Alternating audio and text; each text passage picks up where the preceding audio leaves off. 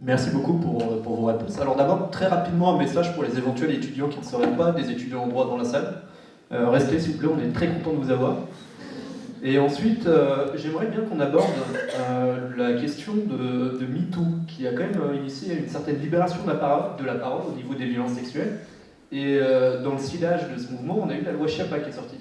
Donc quels sont les liens entre ce mouvement social et cette loi? Et d'une manière générale, quels sont les liens entre les mouvements sociaux et les réponses législatives? La loi dite loi Schiappa de 2018, elle n'a pas du tout été initiée par le mouvement MeToo et le petit oiseau bleu. Elle a été initiée parce qu'en novembre 2011, il y a deux affaires qui ont vraiment défrayé la chronique, où deux jeunes filles de 11 ans ont subi un viol, c'est-à-dire pénétration sexuelle. Il y en a même une qui s'est retrouvée enceinte après ça, enfin, je ne sais pas, le trauma absolu. Et les deux auteurs ont été... alors, le premier, il y avait eu une correctionnalisation, et les juges, quand c'est venu sur le bureau, ils ont dit mais on peut pas juger ça comme une agression sexuelle, on n'est pas compétent, donc ils ont envoyé l'auteur devant un juge d'instruction et ensuite peut-être devant une cour d'assises.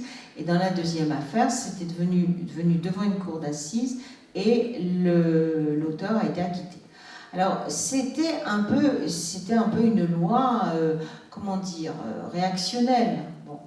Et les associations, et notamment SVS, mais pas que SVS, beaucoup d'associations ont dit il faut instaurer une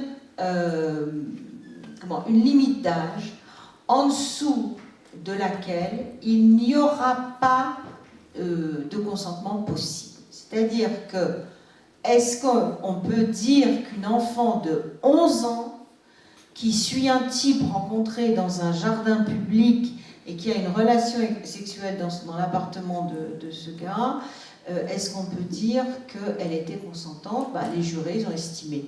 Peut-être pas qu'elle était consentante, mais en tout cas, c'est ténu, toutes ces différences. Mais en tout cas, qu'il n'y avait pas de preuve comme quoi elle ne l'était pas. C'est très ténu tout ça. Vous savez, c'est délicat. C'est délicat. C'est très délicat. Donc, on a cette loi un petit peu de réaction, et tout le monde dit on va avoir, il n'y a pas de consentement en dessous de 15 ans, de 13 ans, parce que ça se pratique dans certains pays européens et même certains pays extra-européens. Et puis finalement, la loi s'est plus ou moins vidée de sa substance, et on est arrivé à quelques aménagements des articles qui existent, à savoir que l'absence de consentement pouvait être déduite de la différence d'âge. Différence d'âge. Bien. Et puis, une autre mesure, alors ça c'est très surprenant, vous connaissez tous le code pénal, vous le pratiquez.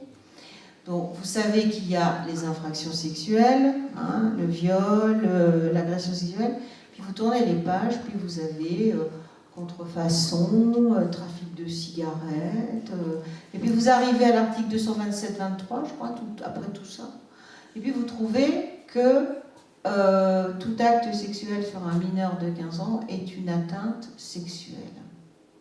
C'est extraordinaire. C'est-à-dire qu'on a renforcé la répression de cet article qui prévoit l'atteinte sexuelle.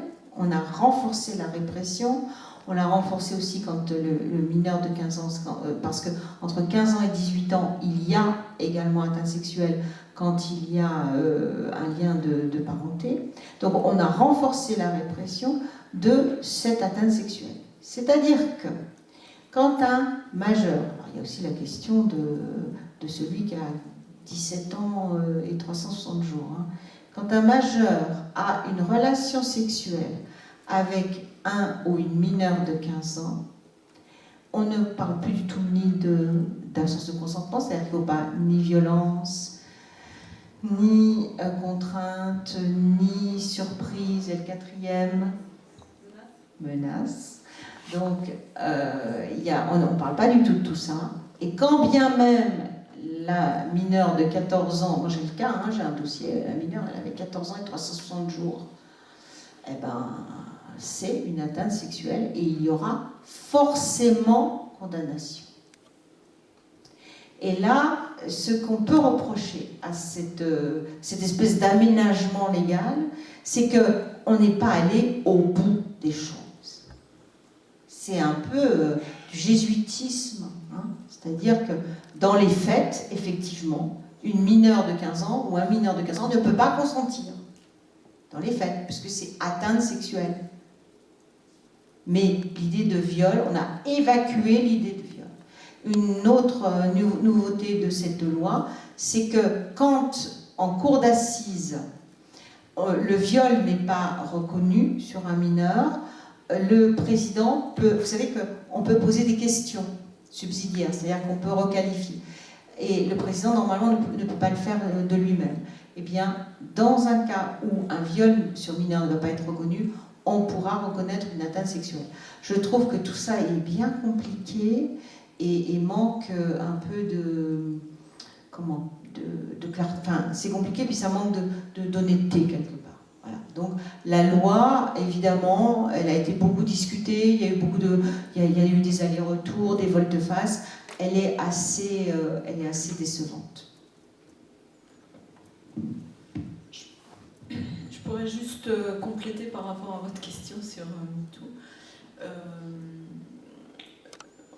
On peut se réjouir quand même que la parole s'ouvre en France, mais dans le monde aussi, avec l'affaire Weinstein aux États-Unis et toutes les stars qui sont un peu levées. En France, ça a été le cas.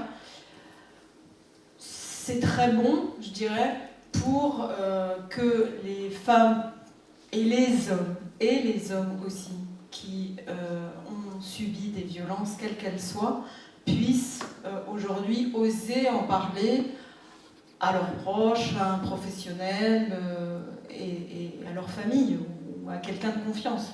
Oui, donc ça c'est plutôt une bonne chose parce que à tous les niveaux et encore une fois dans tous les corps de métier, on peut un peu plus être sensible au phénomène et être en observation, comme le disait tout à l'heure Véronique, être en observation du comportement, des pathologies, des troubles, même psychologiques, des personnes qui nous entourent. Et on peut peut-être un peu mieux poser des questions et être un petit peu plus subtil et un petit peu plus en confiance de tous ces impacts.